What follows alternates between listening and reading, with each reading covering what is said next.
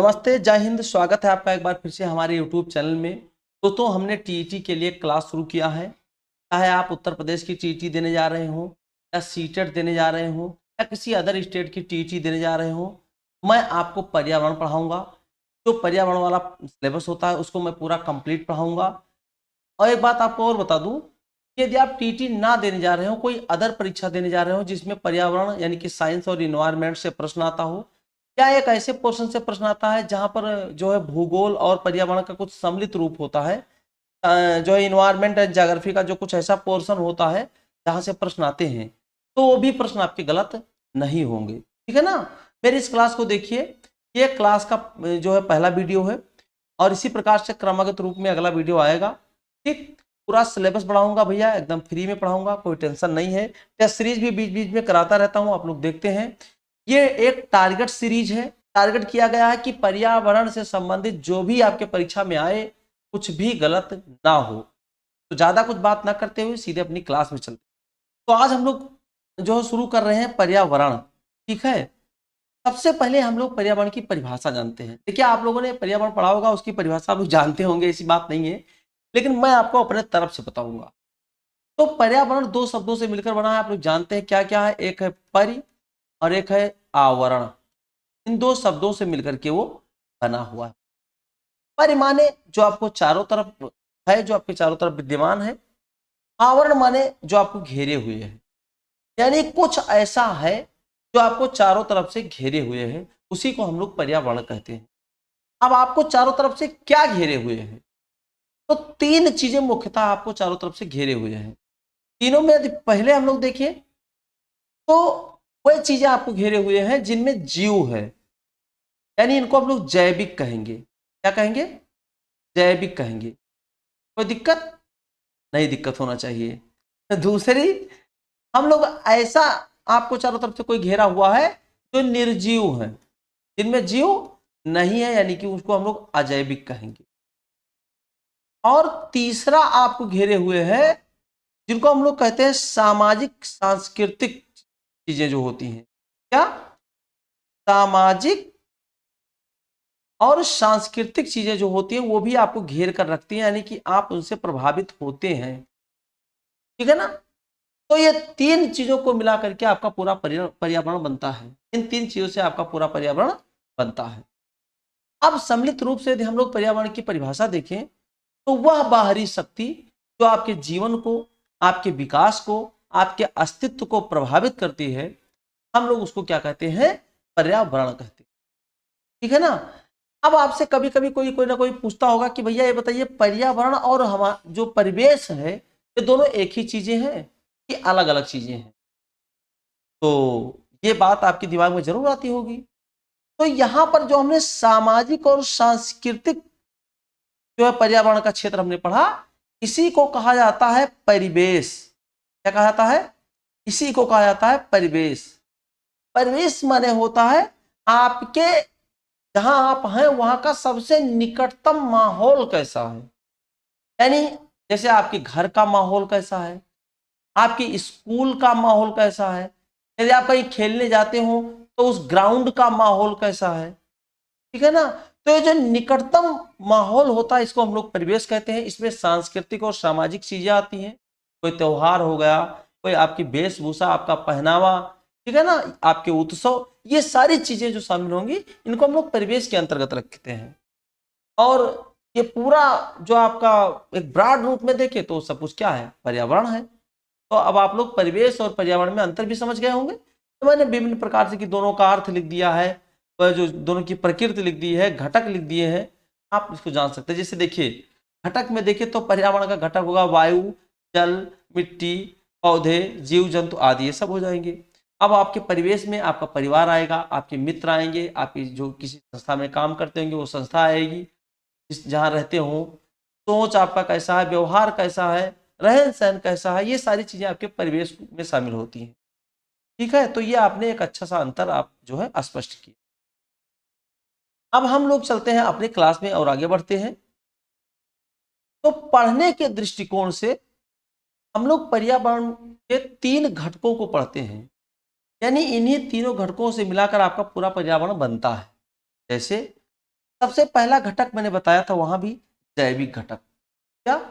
जैविक घटक, जैविक संगठन, जिनमें जीव होता है उनको हम लोग क्या कहेंगे? जैविक कहते हैं। दूसरा अजैविक, तीसरा ऊर्जा। यही तीनों संगठक हैं। इन्हीं तीनों से पूरा पर्यावरण चलता है, आपका पूरा जो है पर्यावरण प्रभावित होता है। ये तीन चीजें जो होती हैं पूरे पर्यावरण में हैं। जैविक जो घटक है आपका, जैविक कंपोनेंट है, उसमें अगर हम लोग देखें तो उत्पादक, उपभोक्ता और अपघटक आएंगे। प्रोड्यूसर, कंज्यूमर एंड डिकम्पोजर आएंगे। और अजैविक में अगर हम लोग देखें तो भौतिक और रासायनिक चीजें आएंगी। ऊर्जा को हम लोग दो प्रकार से पढ़ेंगे। ऊर्जा का स्रोत कहाँ से है, कैसा है, और ऊर्जा प्रवाहित किस तरीके से हो रही है। ये दो चीजें हम लोग पढ़ेंगे। इसमें हम लोग विस्तृत रूप में पढ़ेंगे, लेकिन हम लोग ये जानना चाह रहे हैं कि पर्यावरण के घटक कौन कौन से होते हैं, किन घटकों में पर्यावरण विभाजित जो है, हम लोग किन घटकों में पर्यावरण को विभाजित करके अध्ययन कर सकते हैं, इसके दृष्टि से हम लोग यहाँ देख रहे हैं। ठीक है। अब उत्पादक में क्या होते हैं? हरे पौधे होते हैं। यहाँ पर पौधियां लिखा है, पौधे, हरे पौधे, पेड़ पौधे। शैवाल। उपभोक्ता में देखिए, उत्पादक में जो उत्पादन करते हैं, उपभोक्ता में जो उनको खाते हैं, उपयोग में लेते हैं, जैसे शाकाहारी आपका, मांसाहारी, सर्वाहारी। और डिकम्पोजर में अपघटक, बैक्टीरिया, फफूंद, ये सब आते हैं। इन सब में जीव होता है, इसीलिए इनको हम लोग क्या कहते हैं? जैविक संगठक कहते हैं, जैविक संगठन या बायोटिक कंपोनेंट कहते हैं। अजैविक में जो भौतिक में देखेंगे तो सूर्य का प्रकाश, तापमान, जल, मृदा, वायु, ये सब चीजें होती हैं। रासायनिक में हम लोग देखें तो ऑक्सीजन, कार्बन डाइऑक्साइड, नाइट्रोजन, ये जो गैसें हैं, जो और अन्य प्रकार के तत्व हैं जो आपको प्रभावित करते हैं, उनको हम लोग पढ़ेंगे। ऊर्जा में सबसे बड़ा जो स्रोत है ऊर्जा का, वो है सूर्य आपका, हम लोग उसको पढ़ेंगे। अन्य प्रकार की ऊर्जा, भूतापीय ऊर्जा, पवन ऊर्जा, इनको हम लोग पढ़ेंगे। और खाद्य जाल और खाद्य श्रृंखला जो होगी, उसके माध्यम से ऊर्जा का संचरण कैसे होता है, ऊर्जा का प्रवाह कैसे होता है, हम लोग उसको पढ़ेंगे। तो ये चीजें आप लोग जान गए। तो जैविक में क्या क्या आएंगे? जैविक में उत्पादक, उपभोक्ता और अपघटक आते हैं। अजैविक में जो चीजें आती हैं मैंने उनको बता दिया, और ऊर्जा में जो चीजें आएंगी मैंने उनको बता दिया। कलम कापी लेकर के आप इसको बारीकी से नोट करते चलें, अपना एक नोट्स बनाते चलें। कोई समस्या होगी तो हमको जरूर बताएंगे। मोटे तौर पर यदि हम लोग देखें कि जैविक घटक क्या है, तो जितने भी जीवित प्राणी आपके आसपास हैं वो सभी जैविक घटक हैं। अजैविक घटक क्या है? तो जो भी निर्जीव है वो सब अजैविक घटक में आता है। और ऊर्जा तो आप जानते हैं, पूरे पारिस्थितिकी तंत्र को, पूरे पर्यावरण को चलाने का जो काम करता है वो ऊर्जा ही करता है ना। तो ऊर्जा एक शक्ति है जो पूरे आपको पर्यावरण को चलाती है। अब हम लोग थोड़ा और आगे बढ़ते हैं। अब एक बात आती है कि आखिर पर्यावरण और पारिस्थितिकी तंत्र ये दोनों एक ही चीजें हैं, यहां कुछ अंतर है। तो अभी हम लोगों ने पर्यावरण में एक चीज पढ़ा है, क्या पढ़ा भैया? पढ़ा है जैविक और अजैविक कंपोनेंट। तो जो ये जैविक और अजैविक घटक आपस में मिल करके क्रिया प्रतिक्रिया करते हैं और एक संतुलित तंत्र बनाते हैं। ये जैविक और अजैविक घटक मिल करके क्रिया प्रतिक्रिया कर करके एक संतुलित तंत्र बनाते हैं, एक सिस्टम बनाते हैं। उसी को हम लोग इकोसिस्टम कहते हैं। इकोसिस्टम यानी कि पारिस्थितिकी तंत्र। परिभाषा देखिए, किसी विशेष क्षेत्र में, यानी कि हर क्षेत्र का अलग अलग पारिस्थितिकी तंत्र होता। जैसे ही किसी विशेष आया तो आप इतना जान गए। उस क्षेत्र के जो जैविक घटक होते हैं, किसी भी क्षेत्र के जैविक घटक अजैविक घटक मिल करके आपस में क्रिया करके, मैंने बार बार वही कहा, जो संतुलित एक तंत्र बनाएंगे उसी को हम लोग इकोसिस्टम कहेंगे, पारिस्थितिकी तंत्र कहेंगे। उदाहरण के लिए अगर हम लोग देखें तो जैसे तालाब का पारिस्थितिकी तंत्र, जैसे वन का पारिस्थितिकी तंत्र, जैसे समुद्र का पारिस्थितिकी तंत्र, और ये सब एक पर्यावरण के तहत एक दूसरे से सम्मिलित भी हैं। ठीक है ना, एक पर्यावरण में शामिल है।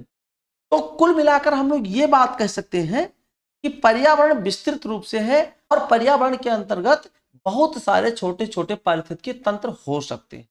ऐसे मान लिया जाए, इधर जंगल है, ये समुद्र है, ये कोई नदी है, ये कोई वन है, ये कोई गांव है, ये कोई समाज है। ये सब अपना, इनका एक अलग अलग तंत्र है, और ये सब पारिस्थितिकी जो है तंत्र कहलाएंगे। और ये सब किसमें शामिल होते हैं? पर्यावरण में होते हैं। बस इतनी बात आप लोग जान गए, पारिस्थितिकी तंत्र की परिभाषा जान गए और पारिस्थितिकी तंत्र क्या होता है आप ये भी जान गए। अब हम लोग थोड़ा और आगे बढ़ते हैं और पर्यावरण को पढ़ने से पहले सबसे पहले हम लोग ये पढ़ते हैं कि पर्यावरण को संरक्षित कैसे किया जाए, अपने पर्यावरण को बचाया कैसे जाए। तो इसी विषय को लेकर के सन 1977 में सन 1877 में अंतरराष्ट्रीय स्तर पर एक कॉन्सेप्ट विकसित किया गया, उसका नाम दिया गया सतत विकास। सुनते चलिएगा, समझते चलिएगा, आपके जीवन के लिए, आपकी परीक्षा के लिए बहुत ही महत्वपूर्ण। सतत विकास। अब ये सतत विकास क्या होता है? विकास का मतलब तो आप जानते हैं, डेवलपमेंट होता है। जैसे सड़कें बनाना, फैक्ट्री लगाना, कोई घर बनाना, ये सब चीजें विकास में आती है, यानी कि औद्योगिकरण करना। ये चीजें आप लोग समझ गए। जीवन के लिए आवश्यक उपयोगी चीजों का जो है को विकसित करना विकास करना कहलाता है। बस इतनी चीजें आप लोग जानिए। लेकिन अब सतत विकास क्या है? सतत को इंग्लिश में हम लोग कहते हैं कंटिन्यूअस, कहते हैं कंटिन्यूअस, कंटिन्यूअस यानी कि लगातार। अब ऐसा विकास, जैसे इसको इस प्रकार से समझे, जैसे मान लिया जाए कि कोई प्राकृतिक संसाधन है, कोई प्राकृतिक संसाधन है। अब प्राकृतिक संसाधन क्या है तो भी जानते होंगे, वायु, जल। तो मान लेता हूं पृथ्वी के नीचे का जल है, भूमिगत जल है। अब भूमिगत जल का उपयोग हम लोग कृषि कार्यों में करते हैं, सिंचाई में करते हैं, पीने के लिए करते हैं, आप लोग गाड़ी वाड़ी धोते होंगे। तो ही इस भूमिगत जल का उपयोग इस प्रकार से किया जाए कि आने वाली पीढ़ियों के लिए भी बचा रहे, यानी हमारे बच्चे जो आए उनके लिए भी उपयोगी रहे, वो भी अपने जीवन के लिए इसका उपयोग कर पाए, यानी इस प्रकार का विकास हम लोग करें। तो इसी विकास को कहेंगे सतत विकास, यानी आने वाली पीढ़ियों के लिए भी आपका वातावरण, आपकी प्राकृतिक चीजें बची रहे, ताकि वो भी अपना जीवन अच्छे से निर्वाह कर सके। अब ये नहीं कि आपके पास जो भी प्राकृतिक संसाधन है उसका दोहन कर लिया, उसका जो एकदम समझ लीजिए कि खूब उपयोग किया, खूब किया, सब खत्म हो गया, तो वो सतत विकास नहीं कहलाएगा। वो तो ये हुआ कि आप एक स्वार्थी पना अपना दिखा रहे हैं और सारा कुछ उपयोग कर लिए, सारे वनों को काट के आपने जो खत्म कर दिया, सारे समुद्र को नष्ट कर दिया। उसमें जो प्लास्टिक, अभी देखिए अभी कितना हर जगह न्यूज में चलता है कि जो है समुद्र में प्लास्टिक प्रदूषण फैलते जा रहे हैं। तो हम लोग समुद्रों में, जो समुद्रों से तमाम हमको चीजें प्राप्त होती हैं, मछलियां प्राप्त होती हैं, रत्न प्राप्त होते हैं, शैवाल होते हैं अच्छे खासे, इन सब चीजें हैं, ये सब प्राकृतिक संसाधन है। अब हम लोग इनका ऐसा उपयोग करें कि आने वाली पीढ़ियों के लिए ये जो है उपयोगी बने रहे, इनमें कोई दिक्कत ना आए। तो ये विकास क्या कहलाता है? सतत विकास कहलाता है। बस इतनी सी बात है। अब इसी सतत विकास का ये जो कॉन्सेप्ट आया, एक आयोग बनाएगा, उसका नाम था ब्रेटलैंड आयोग। क्या था? ब्रेटलैंड आयोग। बहुत अच्छे से समझिएगा, बहुत अच्छी तरीका से आपको बताऊंगा। ब्रेटलैंड आयोग, अब ये कहां से आया? तो देखिए, नॉर्वे के एक प्रधानमंत्री थे, उनका नाम था G.H. ब्रेटलैंड। क्या नाम था? G.H. ब्रेटलैंड उनका नाम था। उन्हीं के नाम पर इस आयोग का नाम पड़ा ब्रेटलैंड आयोग। और पूरे विश्व के पर्यावरण और विकास को लेकर के बात की गई।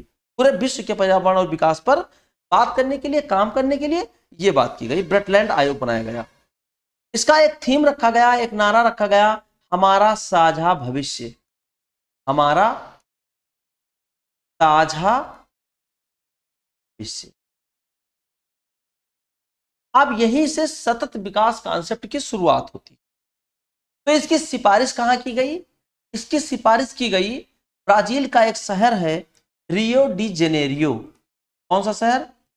Rio de Janeiro. आप लोग इसका नाम बहुत सुने होंगे, ठीक ना? यहीं पर 21 गोल निर्धारित किए गए। इस आयोग ने 21 पर्यावरण और विकास को लेकर के कितने गोल निर्धारित किए गए? 21 गोल निर्धारित किए गए। बात को समझते चलिएगा, 21 गोल निर्धारित किए गए, जिसको एजेंडा 21 कहा गया। एजेंडा, ये हमारा पेन थोड़ा सही से लग रहा काम नहीं कर रहा है, तो लेकिन ठीक है, चलते रहिए। इसको एजेंडा 21 कहा गया।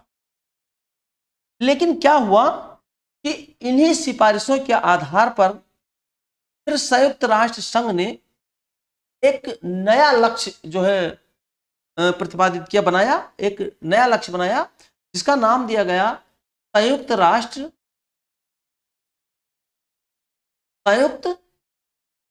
राष्ट्र एजेंडा 2030, संयुक्त राष्ट्र एजेंडा 2030 नाम। इसमें 17 विकास लक्ष्य बनाए गए, 17 विकास लक्ष्य, सतत डेवलपमेंट, सस्टेनेबल डेवलपमेंट के लिए 17 विकास लक्ष्य बनाए गए, है ना। उन 17 विकास लक्ष्यों को मैं अभी एक एक लक्ष्य बताऊंगा। वो बहुत ही जो है जरूरी है। अगर वो 17 चीजें पूरी दुनिया सही रूप से लागू कर दे तो ये सारा जो आपका समस्या है वो लगभग खत्म हो जाएगी। चलिए हम लोग आगे चलते हैं। तो 17 लक्ष्य कौन कौन से हैं आप लोग देख सकते हैं, आपके सामने लिखी हुई हैं बातें। पहला लक्ष्य आपको आपका जो है गरीबी को खत्म करें, पूरे विश्व से गरीबी को खत्म करना है। दूसरा लक्ष्य है भूख को मिटाना है पूरे विश्व से। ये किसी एक देश की बात नहीं हो रही, देश के अंदर तो भूख मिटाना है, पूरे विश्व में कोई भी भूखा ना रहे, कोई भी गरीब ना रहे, पूरे वैश्विक रूप से बात हो रही है। विश्व के सभी लोगों को स्वस्थ और अच्छा जीवन मिले, अच्छी शिक्षा मिले, ये चौथा लक्ष्य है आपका। पहला गरीबी, दूसरा भूख, तीसरा स्वस्थ एवं अच्छा जीवन, चौथा गुणवत्तापूर्ण शिक्षा यानी कि समावेशी शिक्षा की बात की गई है। पांचवा आपका लैंगिक समानता हो गया, छठवां स्वच्छ जल सबको मिले, सातवां जो है अच्छी और सस्ती ऊर्जा सबको मिले, सतत आर्थिक रोजगार मिले, उद्योग, और ये उद्योग नवाचार पे बात की है। क्रम से इसको आप लिख लीजिएगा और इसको याद कर लीजिएगा। कभी कभी पूछता है कि संयुक्त राष्ट्र का जो आपका एजेंडा 2030 है यानी कि सतत विकास का जो लक्ष्य है 17, उनमें से 5वां कौन सा है, ऐसा भी पूछा जा सकता है, तो आप लोग याद रखिए। तो फिर से मैं बोलता हूं, पहला गरीबी हो गया, दूसरा भूख हो गया यानी पूरे विश्व में हम लोग भूख नहीं रखेंगे, किसी को भूखा नहीं सोने देंगे, तीसरा स्वस्थ और अच्छा जीवन होगा, चौथा गुणवत्तापूर्ण शिक्षा हो गई, पांचवा लैंगिक समानता हो गया, छठवां स्वच्छ जल सबको उपलब्ध कराना है, सातवां क्या है सस्ती एवं अच्छी ऊर्जा हो गई, 8वें पर क्या है सतत विकास यानी कि रोजगार के बारे में बात किया गया है, 9वां आपका उद्योग नवाचार और अवसर संरचना के बारे में बात किया गया है, 10वां आपका है कि असमानता में कमी लाना है, पूरे वैश्विक रूप से विश्व के देशों में और देश के अंदर भी कोई चीजें जो है असमानता रूप में ना रहे, उसमें कमी लाना है।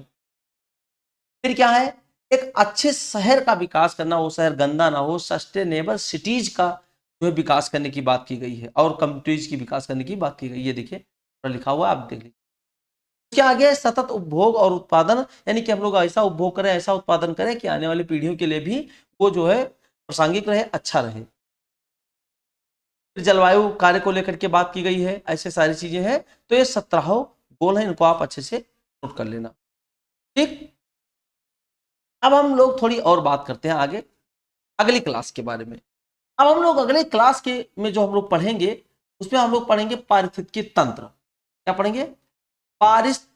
पारिस्थितिकी तंत्र, पारिस्थितिकी तंत्र के बारे में पढ़ेंगे और उसके एक एक प्रश्नों को हल करते हुए चलेंगे। ध्यान दीजिएगा, मैं आपको एक बात बताऊं कि इसमें जो चीजें मैं आपको पढ़ाऊंगा वो सारे के सारे जो फैक्ट होंगे वो आपकी परीक्षा में कहीं ना कहीं से पूछे गए हैं। मैं उन सारे फैक्टों को शामिल करूंगा जो किसी ना किसी एग्जामिनेशन में पूछा गया है। ठीक है, तो ये बातें सारी नेक्स्ट क्लास में होंगी। और हाँ, यदि मेरा क्लास आपको पसंद आए, यदि मेरे पढ़ाने का ढंग आपको पसंद आए, मेरा कंटेंट आपको अच्छा लगे तो कमेंट जरूर कीजिए और अपने दोस्तों को शेयर कीजिए ताकि आप लाभ प्राप्त करें और आपके दोस्त भी लाभ प्राप्त करें, कोई दिक्कत ना आए। ठीक है ना? तो आपकी परीक्षा के लिए जो शुभकामनाओं के साथ मिलता हूं नेक्स्ट वीडियो में, तब तक के लिए जय हिंद।